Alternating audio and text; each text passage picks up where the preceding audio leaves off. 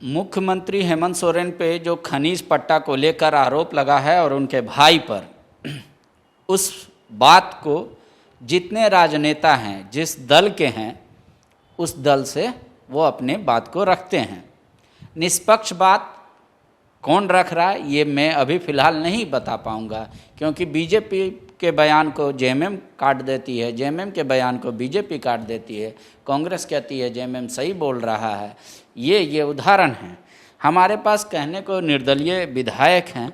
मैं सोच रहा हूँ कि जो दल का दलदल होता है उससे फ़िलहाल अपने आप को ऊपर रखेंगे। हालांकि इन पे भी आरोप लगता रहा है कि वर्तमान में मुख्यमंत्री जी के थोड़ा ज़्यादा ही नज़दीक हैं, क्योंकि पुराने मुख्यमंत्री से इनको चिढ़ थी। सरयू जी, इन आरोपों के बावजूद मैं इतना मान के चल रहा हूँ कि दल के दलदल में तो आप नहीं हैं, तो निष्पक्ष बात कहेंगे। आपने कहा था कि मुख्यमंत्री हेमंत जी पर कोई भी ऑफिस ऑफ प्रॉफिट का मामला नहीं बनता, लिहाजा इनकी सदस्यता पर कोई खतरा नहीं है, मौलिकता अपनी जगह पर है। क्या है वो मैटर और क्या स्टडी करके आपने इस बात को कहा? देखिए, हमारे संविधान के निर्माताओं ने जब बड़ी जिम्मेदारी दी विधायकों पर, सांसदों पर, तो उनके लिए कुछ पथ परहेज भी किया कि आप साहब ये काम नहीं कर सकते हैं और ये काम करेंगे तो आपकी सदस्यता समाप्त हो जाएगी। उसी के आधार पर संविधान का जो प्रावधान है उसके आधार पर people's representation of people act बना, और उसकी ही धारा 9A में कहा गया है कि अगर आप सरकार से किसी तरह का कॉन्ट्रैक्ट करते हैं, कुछ सप्लाई करते हैं, तो आप माना जाएगा कि आप अयोग्य हैं, इस पद पर रहने के योग्य हैं। और मैंने आपकी सुविधा के लिए 9A में जो डिस्क्वालिफिकेशन है फॉर गवर्नमेंट कॉन्ट्रैक्ट एट्सेट्रा उसको दे दिया है। इसमें इतना ही है कि for the supply of goods government के लिए, और for the execution of any work undertaken by that government, मतलब कोई ठेका पट्टा हो गया। और इसमें भी ये लिखा है फॉर सो लॉन्ग एज, मैंने जब तक आप ये कर रहे हैं तब तक के लिए आप अयोग्य हो जाएंगे साहब। तो इसमें कहीं भी माइनिंग लीज लेना ये शामिल नहीं है। मुख्यमंत्री जी ने अपने लीज लिया है। मैंने उनको भी कहा था, सबको कहा था कि ये काम सही नहीं किया, उन्होंने ये काम नहीं करना चाहिए। ये तो नैतिक रूप से, कानूनी रूप से कोई बाध्यता नहीं है। तो मैंने कहा था नहीं करना चाहिए, और उन्होंने, जब लोगों ने कहा तो उन्होंने इसको वापस भी कर दिया। जब बात सामने आई, सबसे पहले एक नौजवान है सब महतो, उन्होंने इस मामले को उठाया, बाद में बीजेपी के लोगों ने इसको रोक लिया। अब राज्यपाल के यहाँ भारतीय जनता पार्टी के हमारे मित्रों ने जब इस बात को रखा, तो मेरा व्यक्तिगत ओपिनियन ये है कि राज्यपाल जी को इसके कानूनी पहलू पर पहले पूरी तरह से अपने सलाहकारों से, एडवोकेट जनरल से, और जो भी जिसको समझते उससे विचार करना चाहिए था, मंगाना चाहिए था। खैर, राज्यपाल जी ने अपने विवेक का इस्तेमाल किया, उन्होंने चुनाव आयोग को भेज दिया। अब आज चुनाव आयोग की गतिविधियों पर सत्ता पक्ष के लोग यहाँ शंका कर रहे हैं कि वो निष्पक्ष ओपिनियन नहीं देंगे। अब जो चुनाव आयोग के मुख्य चुनाव आयुक्त रिटायर भी कर रहे हैं 13 मई को, उन्होंने 10 मई तक देने के लिए कह दिया है इनको, 3 दिन में फैसला कर देंगे।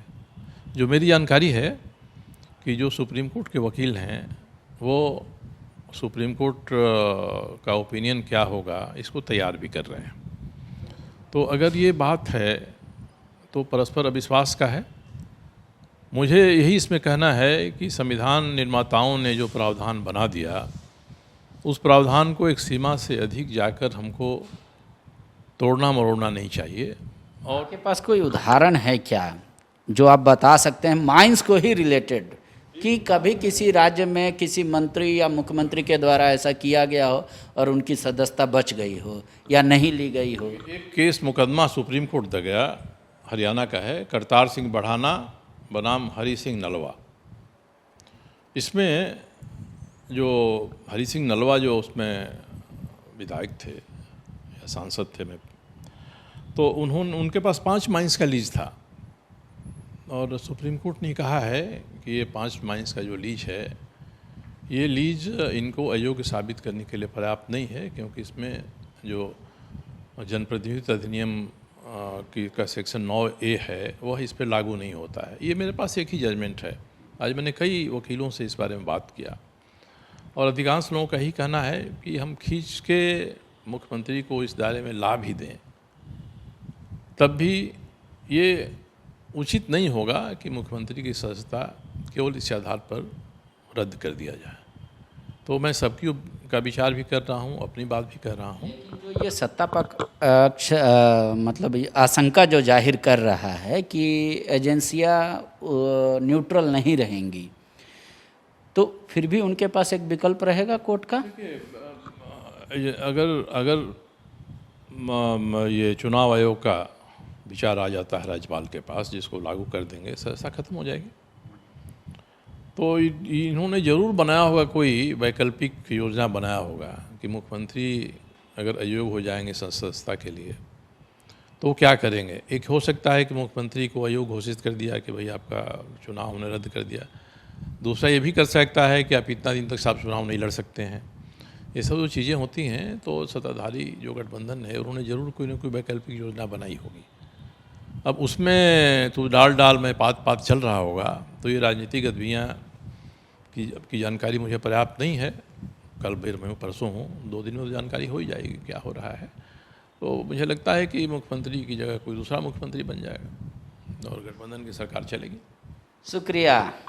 तो बीजेपी को ज़्यादा उत्साहित होने की ज़रूरत नहीं है सरयू राय के हिसाब से। सरयू राय ने पूरा यूँ कहे कि जो डिस्क्वालिफिकेशन फॉर गवर्नमेंट कॉन्ट्रैक्ट का जो है वो निकाला है कि माइंस मिनरल कोई इशू नहीं बनता। उसके अलावा करतार सिंह बांदा ये वर्सेस और हरि सिंह नावला और अदर के खिलाफ सेम इसी तरीके का मामला है। ये किस कोर्ट का? हरियाणा सुप्रीम कोर्ट का। सुप्रीम कोर्ट ने कहा कि ये कोई इशू नहीं बनता। तब कह रहे हैं कि अब लिहाजा अब सत्ता पक्ष की अगर जो आशंकाएं हैं अगर उसको थोड़ी देर के लिए मान भी लिया जाए तो भी सरकार यूपीए की ही रहेगी, इसलिए चिंता ना किया जाए। लेकिन अपनी तरफ से करें जो इनकी जानकारी है और जो इनकी समझ है या जो इन्होंने राय लिया, मुख्यमंत्री कहीं भी किसी तरीके की समस्या से घिरते फिलहाल नहीं दिख रहे हैं। शुक्रिया।